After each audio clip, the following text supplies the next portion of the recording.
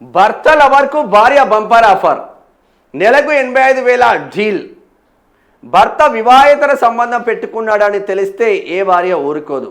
భర్తతో గొడవకు దిగడమో లేదా విడాకులు కావాలని కోర్టులు మెట్లు ఎక్కడమో చేస్తుంది. కానీ థాయిలాండ్కు చెందిన ఓ మహిళ మాత్రం ఇందుకు భిన్నంగా అవాంఛనీయంగా వ్యవహరించి అందరినీ ఆశ్చర్యానికి గురి చేసింది.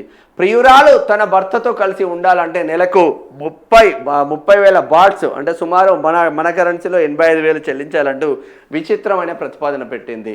ఓ షోలో కున్ క్వాంగ్ అనే మహిళ తన వివాహ జీవితం గురించి వివరిస్తూ ఆమె 21 ఏళ్ల వయసులో ఓ వ్యక్తిని వివాహం చేసుకుందని, ప్రస్తుతం 8 ఏళ్ల కుమారుడు ఉన్నాడని తెలిపింది.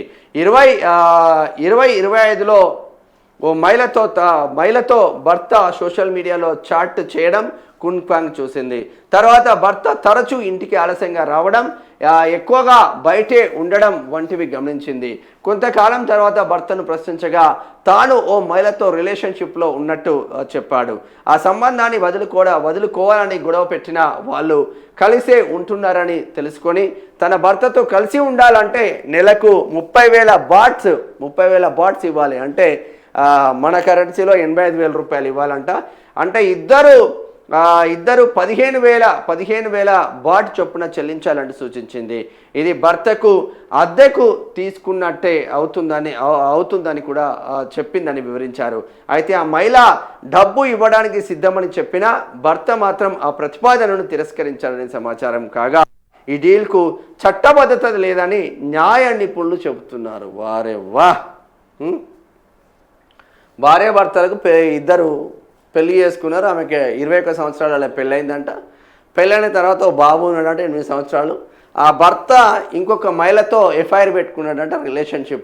రిలేషన్షిప్ కొనసాగుతున్నదంట. ఈ భార్య సతీమణి ఏం చేసింది, ఆ రిలేషన్షిప్ వద్దు, మనం మంచిగా ఉండాలని గొడవలు పెట్టుకున్నాడంట. లేదు అట్టెట్టుంటుంది, ఆ రిలేషన్షిప్పే నాకు ముఖ్యం అని చెప్పేసి ఆ విధంగానే వెళ్తే, నువ్వు ఒకవేళ విడాకులు నార్మల్గా అయితే విడాకులు తీసుకోవడం గొడవలు పడతారు సర్వసాధారణంగా. అది కాకుండా మరి నువ్వు ఆమెతో ఉంటే నాకు నెలకు 85,000 రూపాయలు ఇవ్వండి అని చెప్పిందంట. ఇక ఆమె అలా లవర్ కూడా ఒప్పుకున్నదంట. థాయిలాండ్లో మొన్న ఒక ఆమె ఏం చేసింది, ఇద్దరిని పెళ్లి చేసుకున్నది. ఆల్రెడీ పెళ్ళిళ్ళు అయిపోయింది, మళ్ళీ ఇద్దరిని లవ్ చేసి ఇద్దరితో రిలేషన్షిప్లో ఉండి ఇద్దరిని పెళ్లి చేసుకుంది. ఆమెకు మన్మరాలు కూడా ఉన్నారు. గమ్మత్తుందే, థాయిలాండ్ పవర్ అటువంటిదేమో మరి.